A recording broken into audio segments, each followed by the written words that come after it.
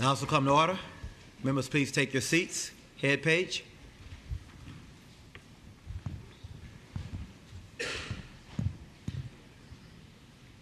The House is now in session. All persons not entitled to privileges of the floor, please retire to the gallery. The members will rise and be led in prayer by Reverend Mike Mayton, Senior Pastor, Bonaire United Methodist Church, North Chesterfield, and remain standing for the Pledge of Allegiance to the flag of the United States of America, which will be led by the delegate from Alexandria, Delegate Herring.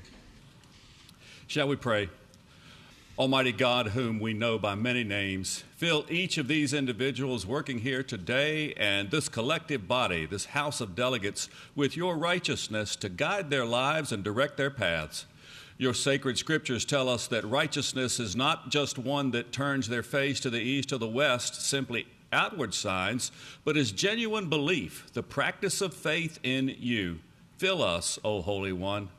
Draw us closer to you, to one another, and to all of creation by thy righteousness, so that these elected officials, your servants, will faithfully guide their neighbors in all that is right, just, and beneficial, and as the need requires. And encourage us by the presence of your justice, grace, and the standard of true life to be instruments of righteousness, to protect, guide, and lift up the people of the Commonwealth of Virginia, to give hope to all who do rightly, and to be a light to the nations. And God bless Miss Peggy in the Members' Lounge, now and always. Amen. Amen. Amen. To the flag of the United States of America, and to the republic for which it stands, one nation, under God, indivisible, with liberty and justice for all.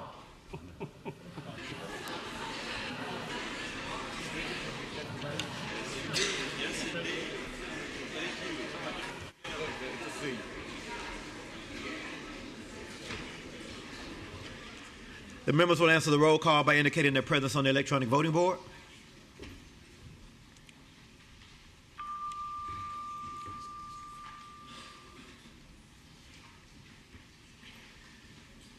Clerk will close the roll. Mr. Speaker, a quorum is present. Pursuant to House Rule 3, I have examined and approved the General House of Delegates of February 25, 2026. Motions and resolutions under Rule 39 pursuant to the provisions of Rule 40 are now in order. Does the clerk have any announcements or communication? Mr. Speaker, communication from the Senate. The Senate has rejected the substitute proposed by the House of Delegates to Senate Bill 203. Delegate from Roanoke City, Delegate Rasul. Thank you, Mr. Speaker. Mr. Speaker, I move that the House recede from its substitute to Senate Bill 203, and I'd like to speak to that motion. Delegate has the floor. Thank you, Mr. Speaker. With that rescission, then we would actually be in line with the House bill that we passed yesterday, 332, with regards to teacher licensure. I hope it be the pleasure of the body, as we have this recorded vote, to recede from its substitute to Senate Bill 203. Shall the House recede from its substitute to Senate Bill 203? It's a recorded vote.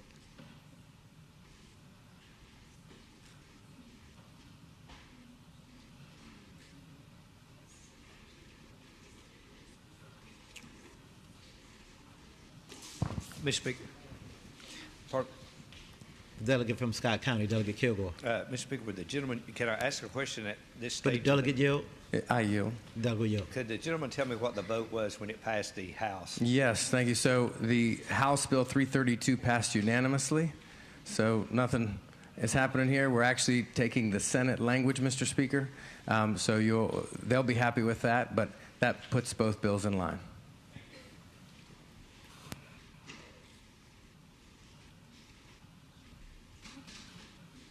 Yeah.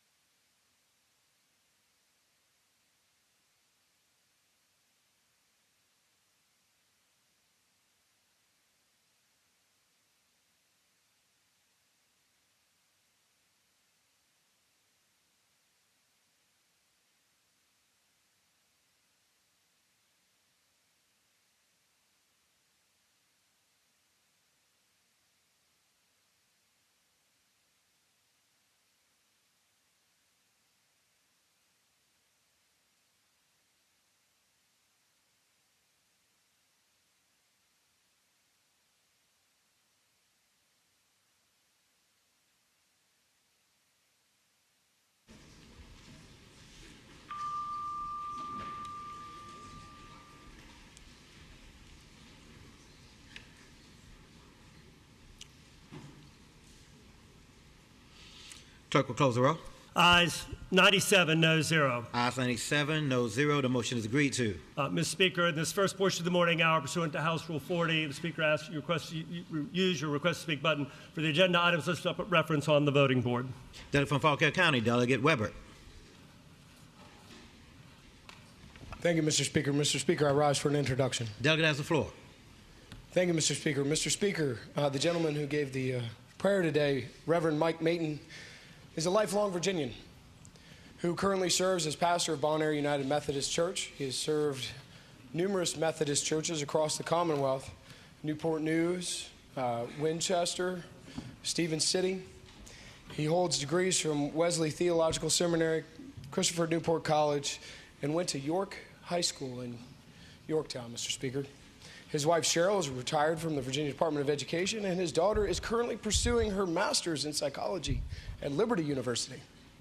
Mr. Speaker, I am also grateful that he knows how important Miss Peggy and our staff are to us, and I ask that the House give him a warm House welcome.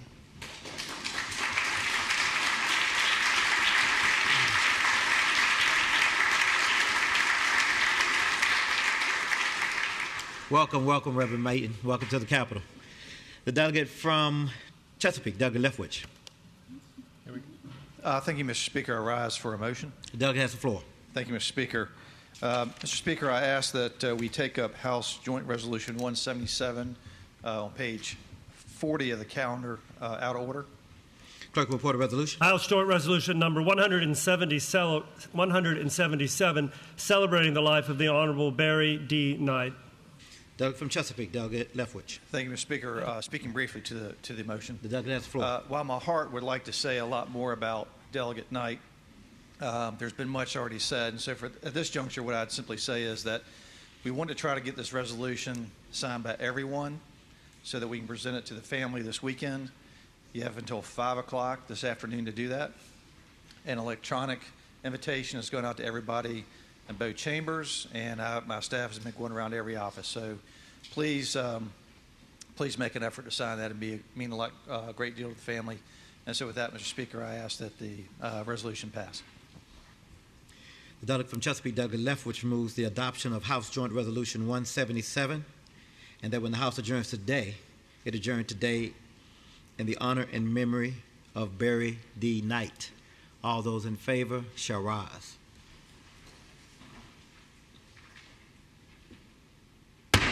The motion is agreed to.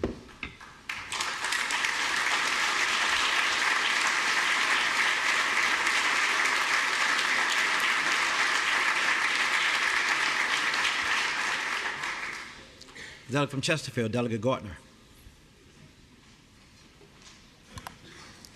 Thank you, Mr. Speaker. Mr. Speaker, I rise for a motion. The delegate has the floor. I move that H.R. 129, found on page 8 of the calendar, be taken up out of order. Clerk will report a resolution. House Resolution 129, celebrating the life of Evelyn Willanette Morris Harris. And I would ask that her family please stand. For more than 30 years of dedicated public service, Evelyn Willanette Moore Harris played a vital role in advancing democratic leadership and civic engagement throughout the Commonwealth of Virginia. Her work reflected a deep commitment to public service, voter engagement, and strengthening the democratic institutions at the local and state level. Throughout her career, Evelyn Moore Harris supported and collaborated with numerous elected public officials. She was actively involved in coordinating campaign operations, constituent outreach, and grassroots mobilization efforts that contributed to the successful electoral outcomes across multiple election cycles. Her work often bridged campaign strategy with community engagement, ensuring that policy priorities remain connected to the voices of Virginian residents. Her legacy is one of quiet leadership, tireless dedication, and unwavering belief in the democratic process. Evelyn Moore Harris's contributions have helped shape policy outcomes, strengthen political infrastructure, and support leaders who continue to serve the Commonwealth today, even a couple of us in this body. Her impact will be felt long after her passing through the people she supported, the campaign she strengthened, and the values she upheld. That's why I move this resolution and ask that when we adjourn today, we adjourn in the memory of Evelyn Wilnett Moore Harris. Delegate from Chesterfield, Delegate Gardner, moves the adoption of House Resolution 129, and that when the House adjourns today, it adjourn in the honor and memory of Evelyn Wilnett Morris Harris. All those in favor of the motion shall rise. The motion is agreed to.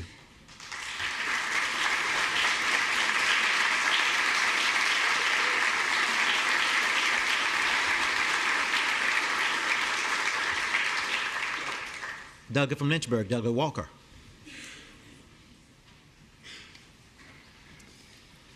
Thank you, Mr. Speaker. I rise for an introduction. Delegate has the floor.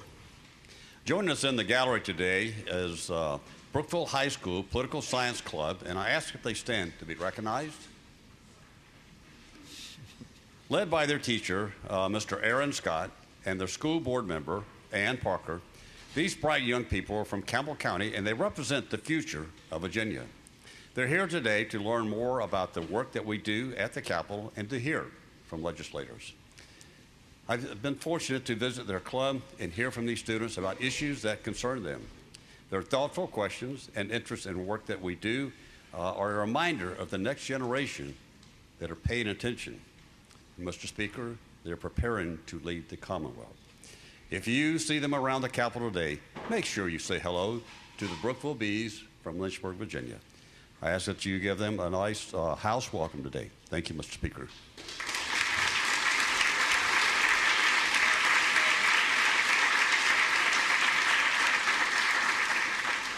Welcome to the Capitol today. Delegate from Fairfax, Delegate Delaney. Thank you, Mr. Speaker. I rise for an introduction. Delegate has the floor. Thank you, Mr. Speaker. Today it is my pleasure to recognize the Virginia Asphalt Association as they celebrate an extraordinary milestone, 75 years of service to the Commonwealth. The association has represented an industry that quite literally paves the way for progress across our state. On behalf of this body, I ask that we congratulate the Virginia Asphalt Association on their 75th anniversary and thank them for their continued partnership in building a stronger, safer, and more sustainable Commonwealth, and hope we offer them a warm house welcome.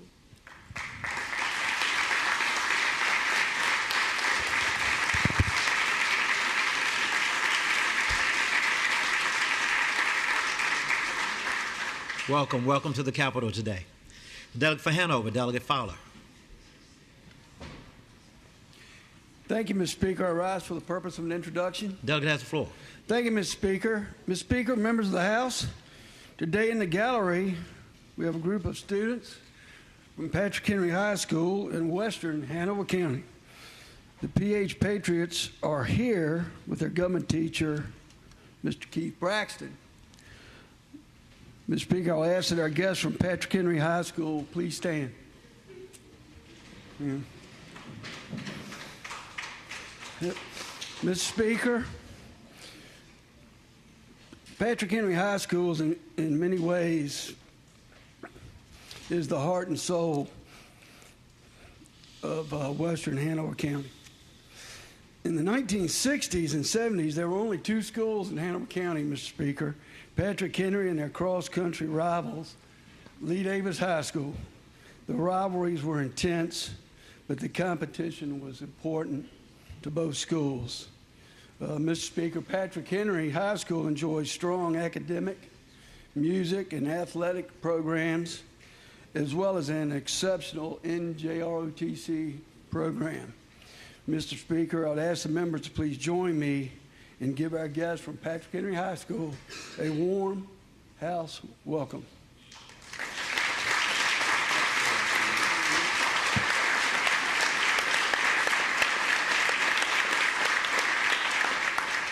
Welcome to the Capitol today. Delegate from Alexandria, Delegate McGuire. Thank you, Mr. Speaker. Mr. Speaker, I rise for the purpose of an introduction. Delegate has the floor. Thank you, Mr. Speaker. Today in the gallery, we have the leadership from United Community, a nationally recognized nonprofit along the Route 1 corridor of Fairfax County, which serves residents in both the 17th District and 16th District. This organization is dedicated to building a thriving community where every family has the power, tools, and resources to confidently shape their future and raise the next generation with dignity and opportunity. Founded in 1969, United Community has served residents for over 57 years with programs such as medical and nutrition services, early childhood education, counseling, workforce readiness, and more. United Community's goal is not just to meet immediate needs, but work alongside the community to address systemic barriers, uplift voices, and chart a path forward. Mr. Speaker, on behalf of myself, who's the current board chair of United Community, Delegate Krizak, whose mother won a Lifetime Achievement Award from United Community, and Delegate McClure, whose mother worked for United Community, I would hope it's the will of the House to give them a warm House welcome.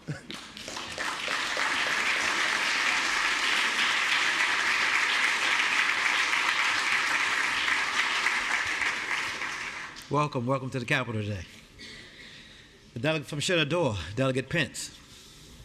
Thank you, Mr. Speaker. I rise for an announcement. The delegate has the floor. Thank you, Mr. Speaker. I would like to remind the body that tonight is the reception honoring Virginia Farm Bureau's 100th anniversary. A bus will be provided and parked between the GAB and Old City Hall and is scheduled to leave approximately at 5 o'clock, and we'll have you back here by 7. At 5:45, our Speaker and newest Farm Bureau member will give remarks along with the Farm Bureau President.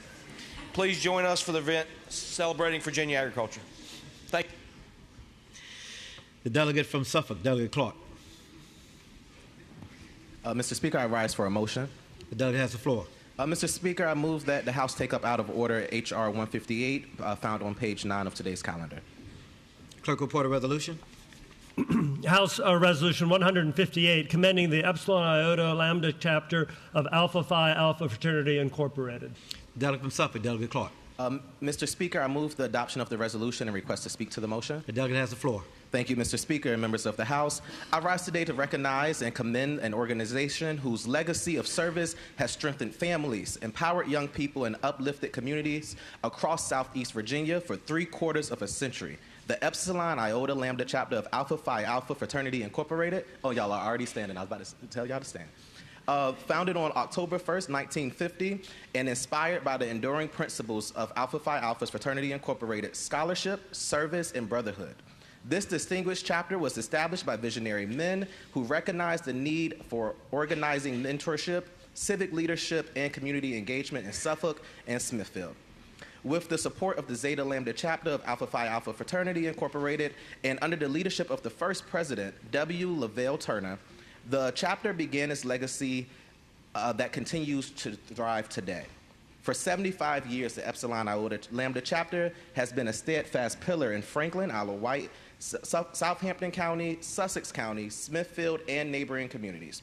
Throughout signature events such as the Charter Breakfast, Black and Gold Gala, their annual golf tournament, and through impactful national initiatives including Brothers Keepers, A Voteless People is a Hopeless People, Go to High School and Go to College, and Project Alpha.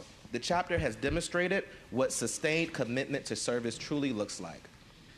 Their impact is measurable and meaningful. Each year, they provide food assistance to more than 10,000 families in the community. They have awarded over $75,000 in scholarship to deserving students. They have supported environmental, educational, humanitarian, and civic causes that strengthen the very fabric of our Commonwealth. For generations, the Epsilon Iota Lambda chapter has stood as a beacon of leadership and collective responsibility. Today, as we celebrate their 75th anniversary, we honor not only their history, but their continued dedication to building stronger communities and brighter future. Mr. Speaker, it is with great pride that we commend the Epsilon Iota Lambda chapter of Alpha Phi Alpha Fraternity Incorporated and extended to our members our sincere admiration and gratitude for their enduring contributions to Southeast Virginia and the Commonwealth as a whole. Thank you, Mr. Speaker, and I move the adoption of the resolution. Delegate from Suffolk, Delegate Clark, move that we adopt House Resolution 158, commending the Epsilon Iota Lambda chapter of Alpha Phi Alpha Fraternity Incorporated. All those in favor say aye. Aye. All those opposed, no. The motion is agreed to. Congratulations.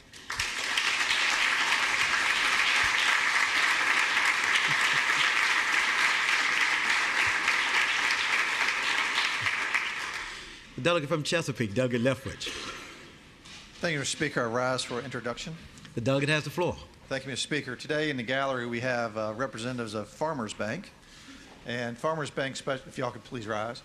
Farmers Bank specializes in home ownership loans and small business loans in rural areas. And today we have with us from Farmers Bank Eli Sawyer, and he's accompanied by former House member Thoma Drake and former Congressman Thoma Drake. So I'd ask that the body give these individuals and Farmers Bank a warm House welcome. Thank you.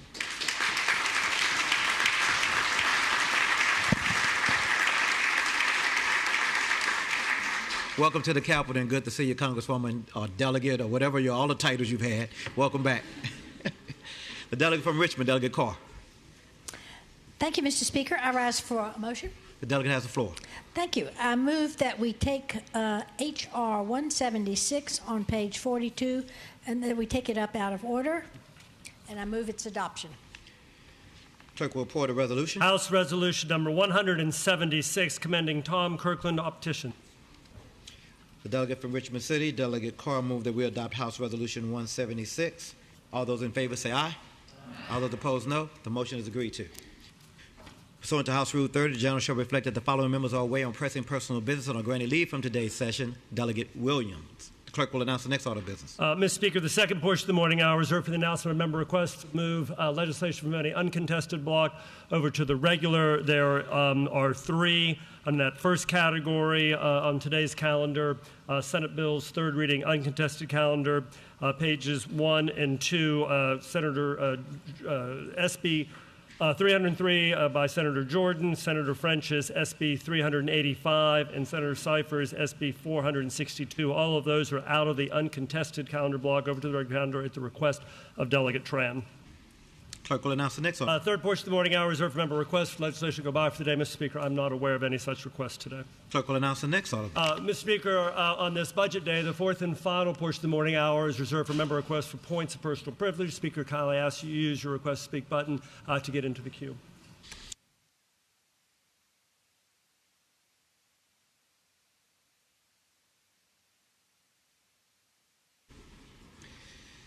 Delegate from Powhatan, Delegate Ware.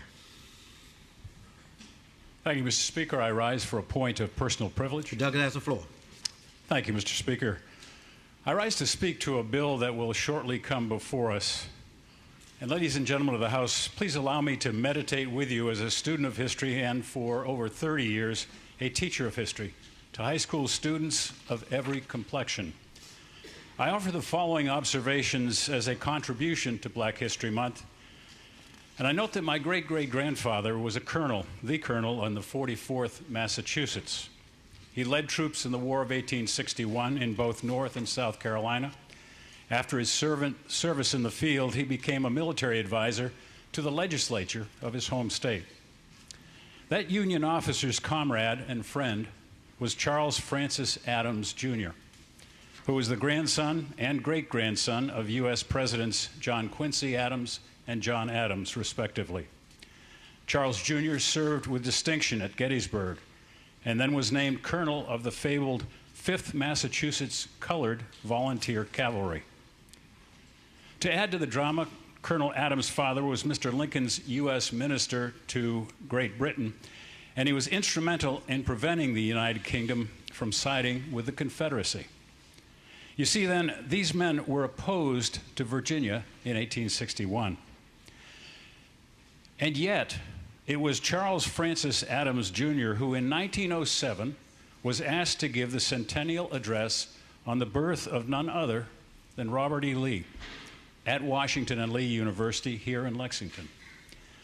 Let us take to heart this great man's pedigree as we remember that he spoke with admiration of the Confederate commander whose army Adams himself had opposed with arms.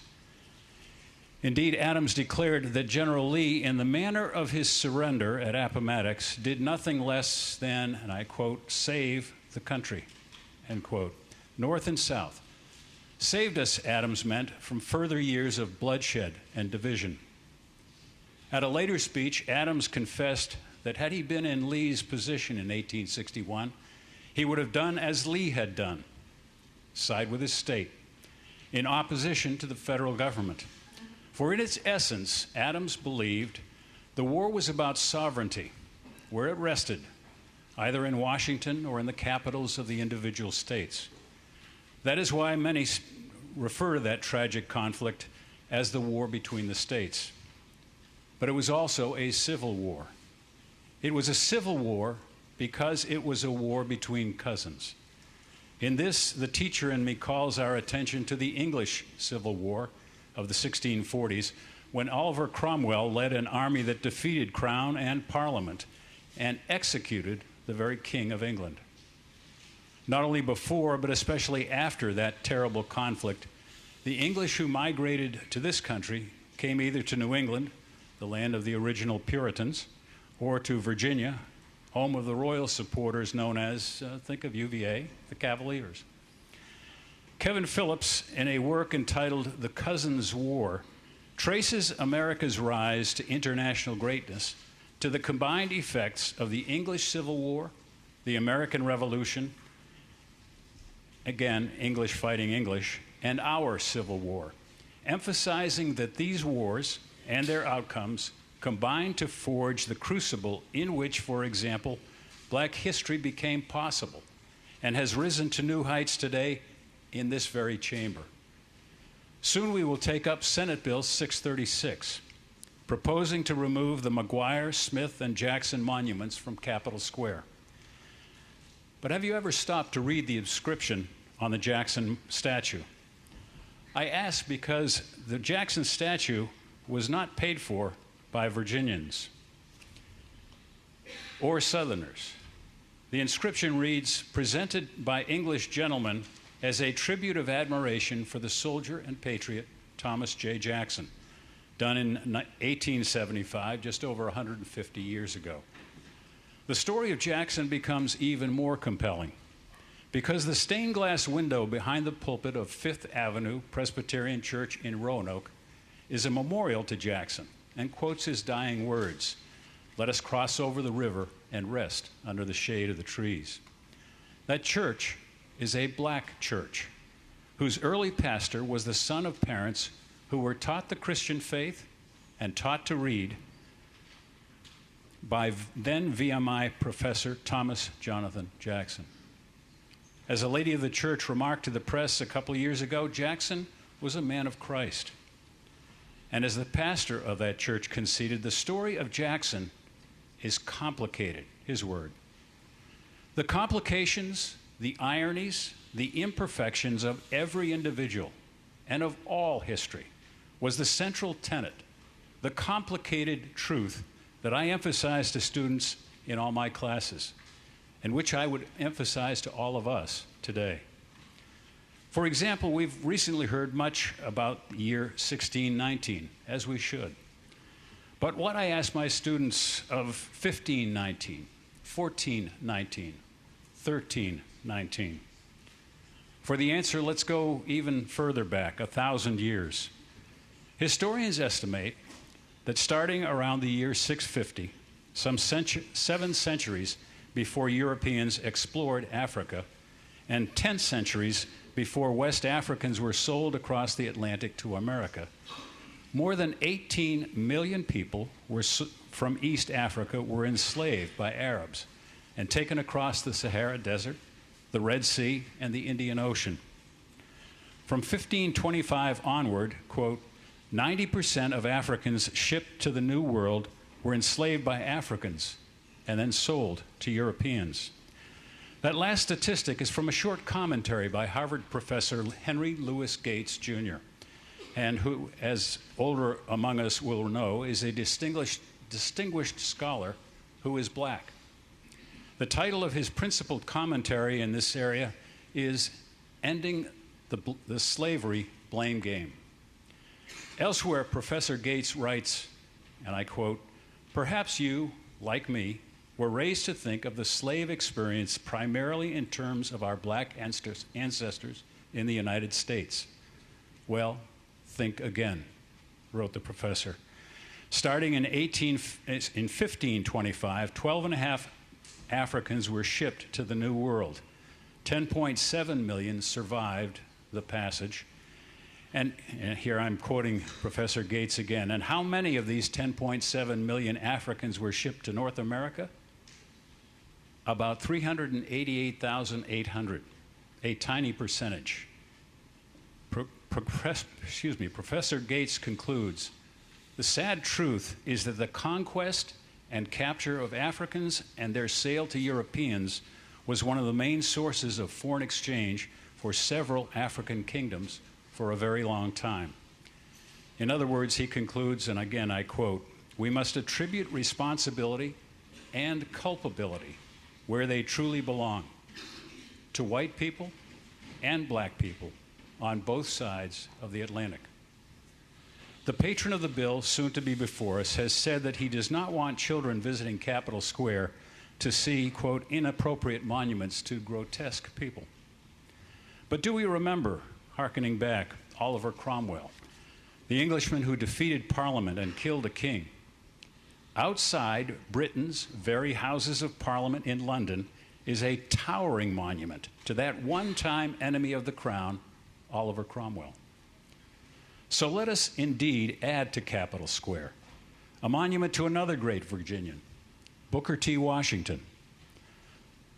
But let us keep Jackson and Billy Smith and Dr. McGuire as the contemporaries of Booker T. Washington himself, who provide the very context of the raw and imperfect history of that time in which he lived and went on to his great work.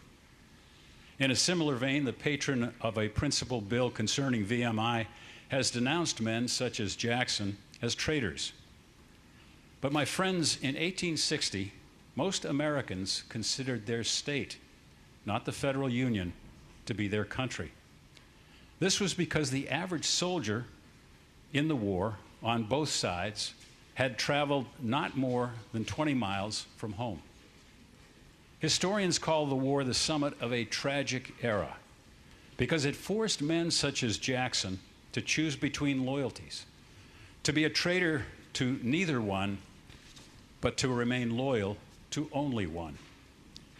Studying this era is vitally important for our children of all races, precisely because it was a complicated and tragic, and therefore a great era in our shared history. There are vitally important historical, political, social, and even spiritual lessons in this.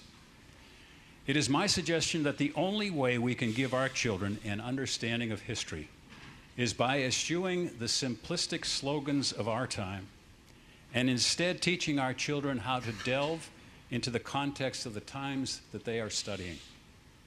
Men and women of the past can be understood only in the context of their times, because history is, to say the least, as that black pastor in Roanoke remarked, complicated. Many years ago in this building, I spoke on the complexity of history in this fashion. Lee, Jackson, and Martin Luther King, Jr., Christians all, would have appreciated as providential the proximity of the dates of their birth. And it may well be that even today, or in some great day to come, in the realm where the spirits of the just are made perfect, R.E. Lee, Stonewall Jackson, and Martin Luther King Jr. are side by side at the supper of the Lamb. This, my friends, is the understanding that we bequeath to our children and our children's children, that there has been greatness and goodness in men and women of every race, even when in opposite circumstances in the long centuries of the past, and that every human being, every human endeavor, is infected with imperfection, even evil. To their question, who is responsible for that evil? I repeat the answer I gave my students. Everyone is responsible. There is no innocence in human history, but grace is everywhere. And if a simpler lesson would suffice, allow me to cite the refrain of the heart of the matter. And it's to the heart of the matter of our history that I appeal. In the well-known lyrics of Don Henley, I've been trying to get down to the heart of the matter. but my will gets weak and my thoughts seem to scatter. But I think it's about forgiveness. Forgiveness. Even if you don't love me anymore. Thank you, Mr. Speaker.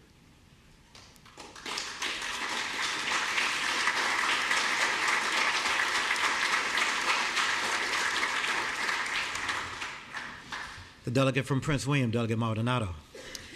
Thank you, Mr. Speaker. Mr. Speaker, I rise for a point of personal privilege. The delegate has the floor. Thank you, Mr. Speaker. Mr. Speaker, I am astounded at what we just heard from the delegate. Using soft words, equating what was pure inhumanity, murder, rape, pillage in our history, and using language about both sides. There's no both sides. And when we say that Africans participated in the slave trade, let's be clear. Slavery, as embraced in this country, did not replicate the slavery that we saw around the world. The United States, the predecessor of the United States, used chattel slavery. It was so offensive, so inhumane, that even the Nazis came to us to explain, how do you do that? How can we embrace that and adopt it in what we are doing against Jews in Germany? And you know what they decided, Mr. Speaker? They said, that's even too much for us. There is no both sides, there was no fairness, and there is also no equivocating statues in public places for people who looked at people like me and people who look like me as less than human. Mr. Speaker, when I travel the world and I go to places like Germany, they ask me, why in your country do you erect statues to people who went against your government, people who killed people, people who saw you as less than human? We're not allowed to do that here. It's illegal. Because around the world, countries have recognized what genocide looks like. They have understood what it looks like to take away a people's culture, a people's language, a people's history, a people's tradition in the name of oppression and power. And so when we talk about removing statutes, we aren't talking about disrespecting history. We are talking about restoring the accurate narrative of history. And let me just say, Mr. Speaker, that it is offensive as an African American woman in this chamber to hear people say that history's complicated. Yeah, it's complicated. But let's be clear that the complication isn't because people who look like me helped people who didn't look like me enslave my people, be brutal with my people, rape my people, oppress my people, and then go into Jim Crow, then go into other things that for centuries have made it harder for black and brown people to thrive, to have the same access, to be able to have their children enjoy generational wealth. These things that we keep saying are in the past, while they may have occurred in the past, the systems have tentacles that reach into the present day and are spreading into the future unless we stand together and say, no more. No more. And we have examples of how to do that. We have courageous people who have spoken up to do that. And Mr. Speaker, today is no different. Thank you.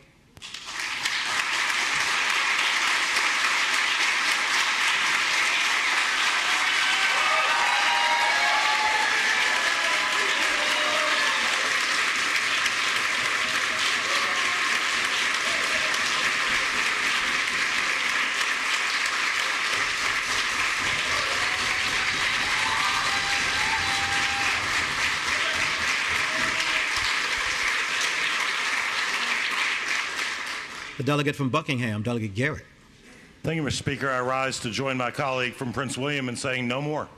Is this a point of personal privilege, sir? Yes, sir, Do you Mr. rise Speaker. for a point of personal privilege? I do, Mr. Speaker. Okay. The No delegate more. has the floor. No more. I was so inspired yesterday, Mr. Speaker, when we had 3 points of personal privilege in a row. Mine was like B- material. And then the delegate from Suffolk stood up and gave, a pretty good point where he asked an incredibly poignant question. When I hear MAGA, I think, okay, when?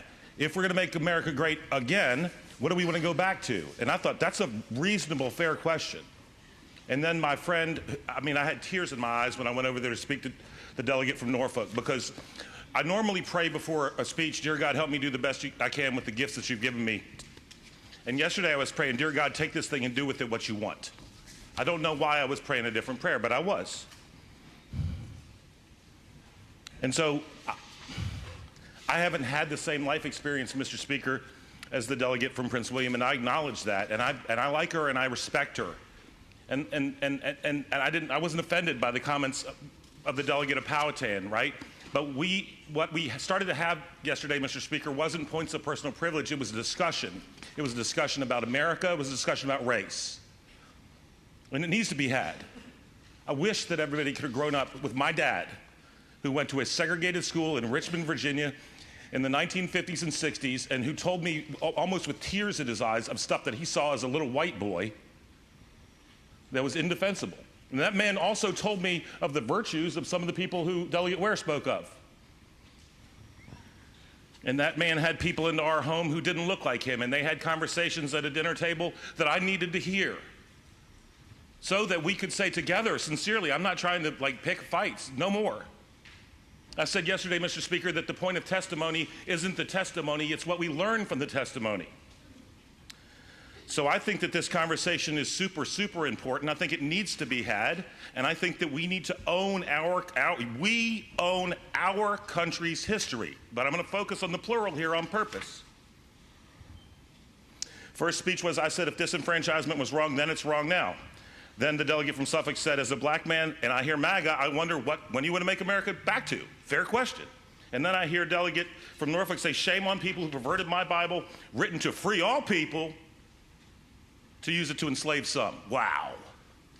She said further that it's good that we had a constitution that allowed us to move towards a more perfect union, despite our evil, which I'll own, except I didn't do it. And then she said if we want to move forward, we have to acknowledge lynching and Jim Crow and slavery. Okay, we do. I am not lessening that, because there's nothing small about that horror. But if you Google where was chattel slavery used throughout history, it'll tell you all over the world. In fact, the word slave is derived from the word Slav. It's bad everywhere. And we did it here, and we have to own it. I love America. I hope you love America. I was born with American privilege. The odds of being born in this country are 1 in 26. I've been so incredibly blessed to spend the night in 4 of the 7 state sponsors of terrorism. I brought with me this morning, Mr. Speaker, a book given to me by a dear friend, Mustafa Ismail, who is a Kurd from northern Iraq. That's him on the cover with his wife and their child. I love the Kurds. I'm going to get back to that in just a second, because the human story transcends evil that existed, yes, and still exists to some degree, horrifically, here in this country. All these horrible things are real, but again, the purpose of testimony isn't the testimony, it's what do we learn. And so in my speech I wrote, don't do it, never again, never again. So I'm with you, my colleague from Prince William. I love America despite its failures, not because of them. Despite its evils, not because of them. But let me digress for a moment. How do you destroy something? How do you fill a vacuum? You must first create a vacuum. And so there is a playbook in Marxism that says we pit one group of people against another group of people. And in the former Soviet Union, it worked really well because there was a permanent enslaved class, but they weren't slaves, in the form of the proletariat, and a permanent perpetual ruling class in form of royalty. And they said, these people got, you don't got, go take it. You have as much right to it as they do, which was actually kind of true in its face. It didn't work in America. And so when Jim Crow was very real and oppressing millions upon millions of Americans who didn't do anything wrong, who didn't deserve it, they said, here's an idea. If we can't pit one American against another based on material wealth because there's just too much fluidity up and down, maybe we'll find an immutable character trait that we can use to pit one man against his brother. This is my daddy at the dining room table with his friend right now. What is it that God gave us as a gift that we can that the devil can leverage to draw a wedge between people who should love each other? I am not denying the horrific evil, nor am I attempting to downplay it, and if I do, I sincerely apologize.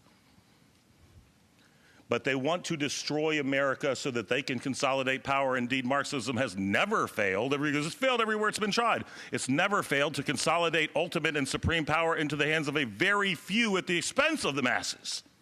Stalin never lost his Black Sea Dasha when people were starving to death in the potato, when there were no potatoes. Instead, he sat on the beach and ordered his neighbor's dog murdered because he could.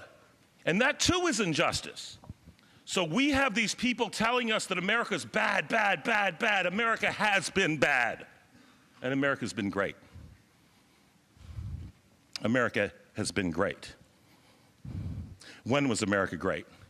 It was great in 1776 when a slave-owning person named Jefferson drafted a Declaration of Independence that originally contained provisions that would have eliminated slavery, but 2 states held out and they needed unanimity, and so they were cast by the wayside. If you read Jefferson's writings, you understand that he knew that while he was doing it, what he was doing was horrible and evil, and he should have known it.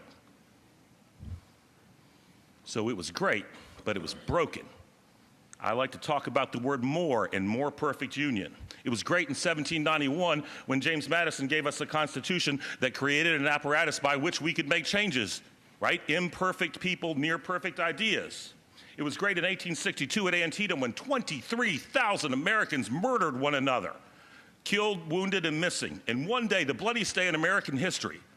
And I quote from the battle hymn of the Republic, "As he died to make men holy, let us die to make men free." We got a habit of that in America. It was great in 1866 when Robert E. Lee, who fought for something that was wrong, because he did defend slavery, was implored by someone not far from here, "Mr. Lee, the cause is lost, so what shall we do?" And he said, "Set aside your hatred and raise your children as Americans."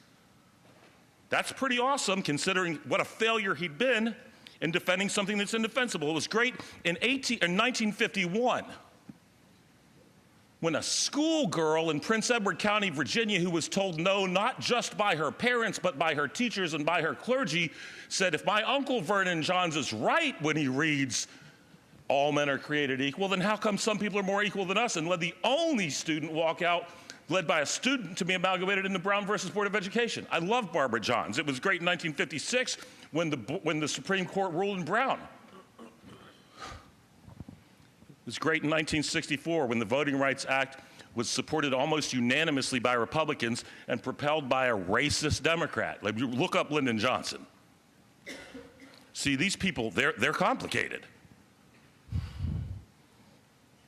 It was great in 2016 when a Republican senator from Buckingham handed off one bill to a Republican from Lynchburg that made April 23rd Barbara Johns Day in Virginia before that Republican senator went off to Washington, D.C. to fail. See, in that way, I'm a little bit like America, and so are all of you guys, because you wouldn't be sitting here if you weren't. I have failed, but I have never, ever been a failure. Now, let me digress another moment, because I'm fired up, Mr. Speaker. God took David, who sat on a rooftop and looked at a woman and said, "She's so beautiful, maybe I can have her husband murdered so she can be mine," and made him a man after his own heart. God took the Apostle Paul, whose job was to persecute people who weren't like him for 20-some-odd years, and used him to write 2/3 of the New Testament. Man, I mean, imperfect vehicles can do near-perfect things, and that's why I love America. I'm thinking like you quoted a song. I got Joni Mitchell. Don't it always seem to go that you don't know what you got till it's gone? Be careful what you destroy, because you don't know what you might replace it with. I'm going to tell you when else we fail. I want to have this conversation. I love you guys, because Some of y'all I don't like, but I'm commanded to love you. We fail when we hate each other. We fail when we say to my friend A.C. Cordoza, oh, you're skin folk, not kinfolk. That's wrong, and you know it. We fail when we lie. We fail when they say they want to put you back in chains. Who? I'll go with you to get them. I will fight with you to stop that. We could compare ourselves to other countries. I've been to a lot of them. In Bosnia, Christians of the Orthodox persuasion murdered Christians of the Catholic persuasion when they weren't able to murder Muslims who murdered both of the Christians when they were able to. Not in America. The fact that the death toll from a country that has indeed done the evil things that we have done is about 800,000, including the Civil War and the Civil Rights Movement. Wow, that's pretty awesome. In other countries, it would have been much higher. Rwanda, 1 million people murdered with machetes while the world turned a blind eye over tribal differences? Man, America's awesome. Germany, well, we won't even talk about them, right? Japan, I don't know, rape of Nanking, Korean comfort girls. Egypt, Turkey, what they've done to their Kurdish population. Great Britain, oh, they're pretty good. They've abolished slavery way before the Americans. Mr. Speaker, there are tens of millions of people still alive right now who remember being under the yoke of British colonial rule. Mr. Speaker, I know, I got the look, I got it. The United States is uniquely different because we routinely send our sons and daughters to die for people who are not like us, and that makes us special. We are great, we were great, and we can be greater. But what we can't do is destroy this special experiment, imperfect though it may be, that is America, by telling our children that it is evil, when indeed it is both evil and good, and we together can make it even better. Thank you, Mr. Speaker.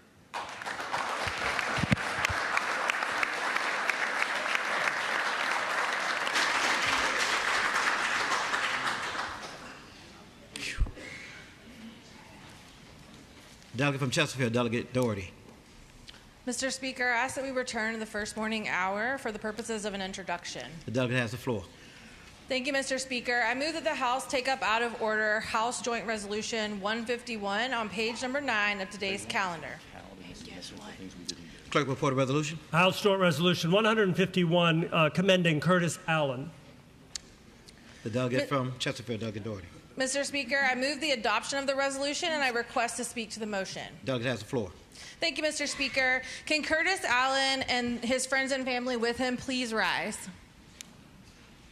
Today, we proudly recognize Curtis Allen of the illustrious Virginia Union University as the 2025 recipient of the Harlan Hill Trophy, presented annually to the NCAA Division II National Player of the Year. With this achievement, he made history as the first student athlete from a HBCU, the Central Intercollegiate Athletic Association, and the Commonwealth of Virginia to earn this prestigious honor. It is widely regarded as the Division II equivalent of the Heisman Trophy. Known nationally as Mr. 2K and in the locker room as Quiet Storm, Curtis rushed for a record-breaking 2,409 yards and 30 touchdowns, setting NCAA Division II and CIAA single-season records. He led Virginia Union to its third consecutive CIAA championship appearance and fourth straight NCAA playoff berth, redefining excellence and bringing immense pride to Virginia. Curtis Allen's historic season is a testament to perseverance, discipline, Panther pride, and the entire Commonwealth celebrates his achievement. Mr. Speaker, members of the House, as we pass this resolution, please join me in giving a warm House welcome and congratulations to Curtis Allen.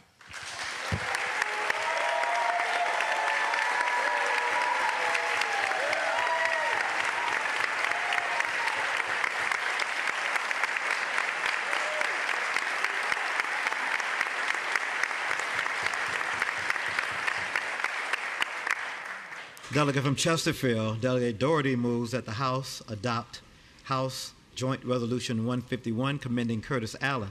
All those in favor say aye. Aye. All those opposed, no. The resolution is agreed to. Congratulations.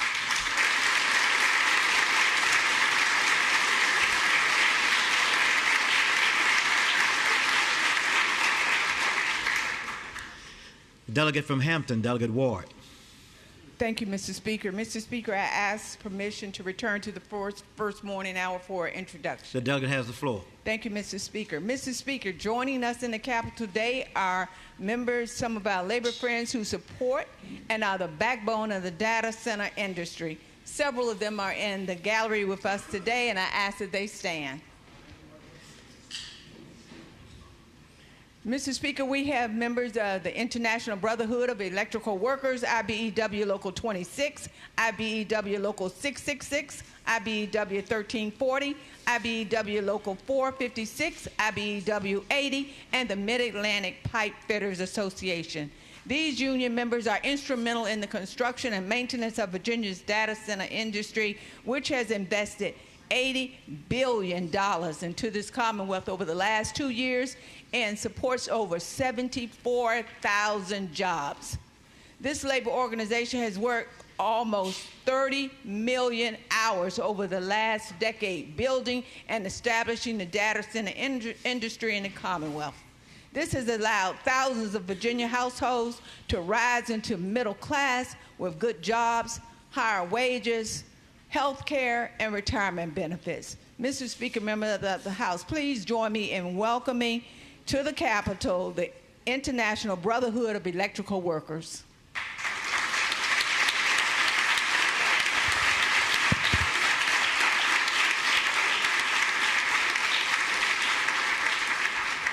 Welcome to the Capitol today. The delegate from Roanoke, Delegate Rasool. Thank you, Mr. Speaker. Mr. Speaker, I rise for a point of personal privilege. The delegate has the floor in 2 minutes. Thank you, Mr. Speaker.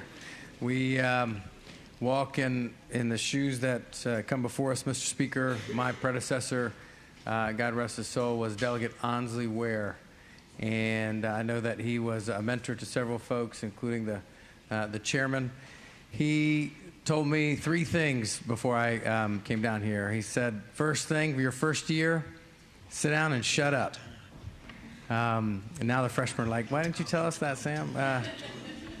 Second, Mr. Speaker, I went to him and I said, Ansley, there's they're running an African-American Republican against me in the general election.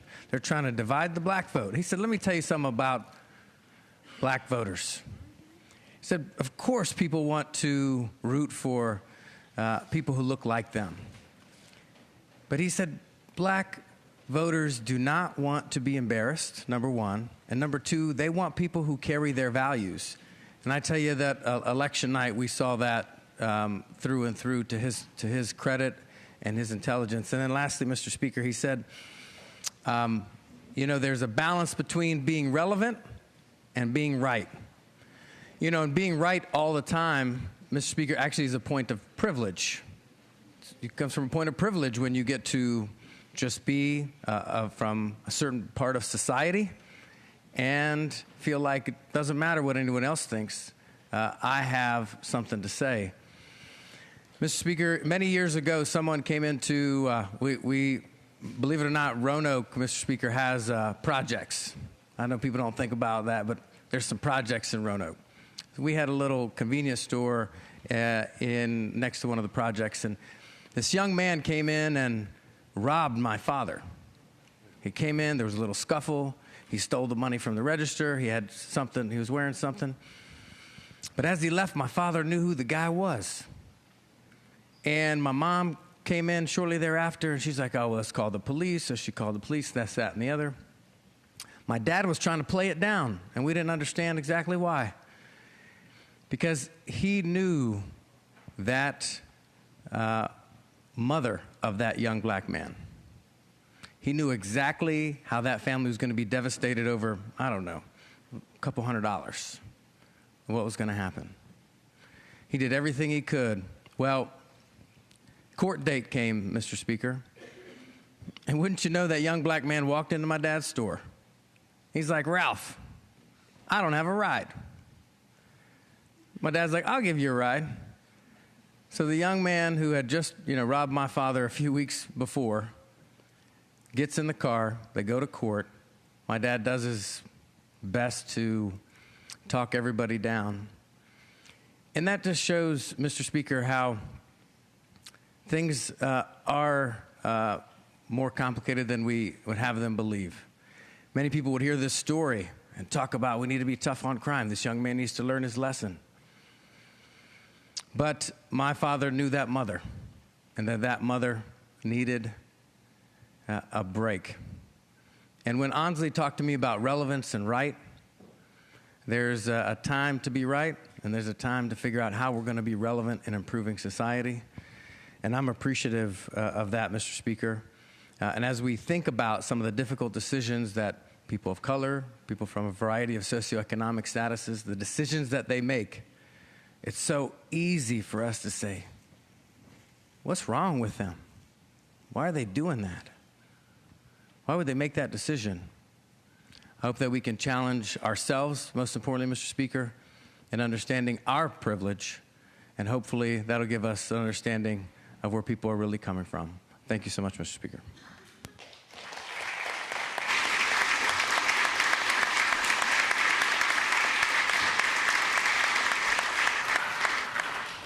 It is time for the special and continuing order on House Bill 30. The clerk will report House Bill 30. Special and continuing order, the House of Delegates for this Thursday, February 26, 2026, page 6 of the printed calendar, House Bill 30. House Bill 30, which would provide for all appropriations of the budget and provide a portion of the revenues for the 2 years ending respectively on the 30th day of June 2027 and the 30th day of June 2028, as well as the bill would repeal portions of the Acts of Assembly of 2022 effective for taxable years beginning on and after January 1, 2027.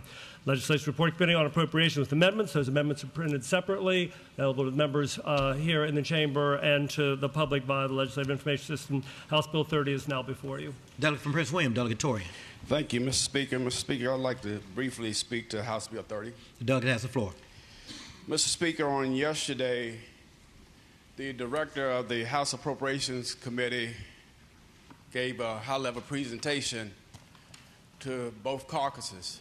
She shared with them, with both caucuses, the hard work that have gone into this budget, sharing with them that there are priorities that we sought to address as we kept in mind the over 8.4 million Virginians that we have been called to serve, to make sure that they have a quality of life where they can raise their families, educate their children, pay their bills. Mr. Speaker, during the course of this session, many of us received a large number of emails from citizens concerned about the budget, concerned about taxes and things of that nature. They had seen a lot of legislation being introduced relative to taxes. And Mr. Speaker, I want to share with this House and share with this Commonwealth that the House of Delegates, we have put together a budget where there are no new taxes in this budget, and we have met the requirements of a balanced budget here today that is before you.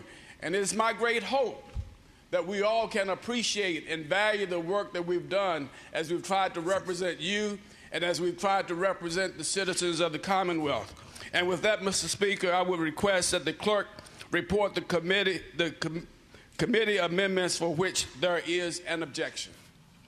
Clerk will report those objections. Mr. Speaker, members of the House, the committee approved amendments. There are 421 of them in the book. There have been objections to 30 of that 421. I'll list them by page number in this document that you all have and is available to the public, and item number. All of them are at the request of Delegate Kilgore, save one.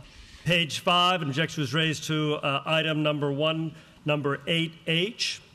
On page 13, all three items there, items 50, number 1H, 50, number 2H, and 50, number 3H, has objection to those three. Over on page 14, objection has been raised to item 54, number 1H.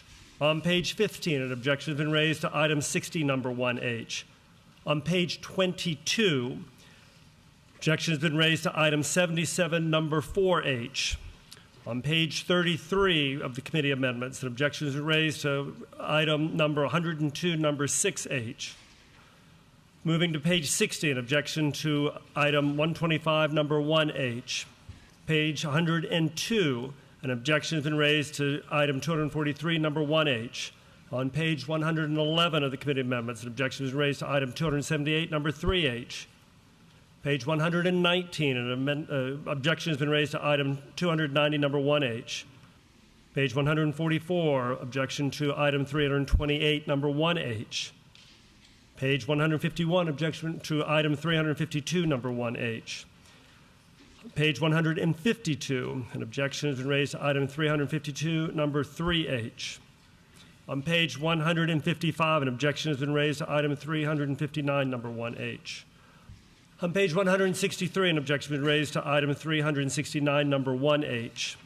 Continuing on the committee amendments over on page 183, an objection is raised to item 399, number 2H. On page 187, both items there, objections have been raised for 419, number 1H, and item 419, number 2H. On page 189, an objection was raised to item 420, number 3H. Page 198 of the committee amendments, objection was raised to item 471, number 1H. On page 199, objections were raised to both items there, items 471, number 2H, and 471, number 3H. On page 200, objections were raised to item 471, number 4H. On page 201, item 471, number 5H has an objection.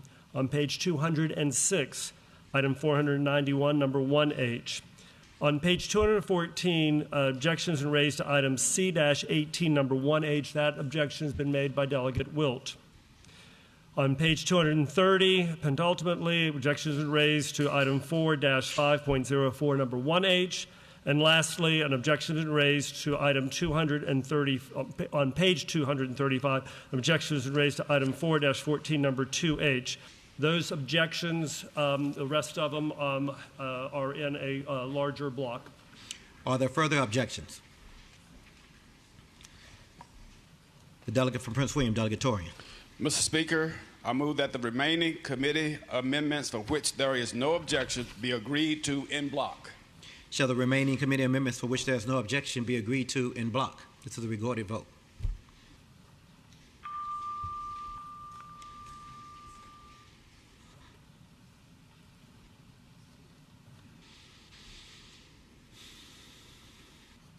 Clerk will close the roll.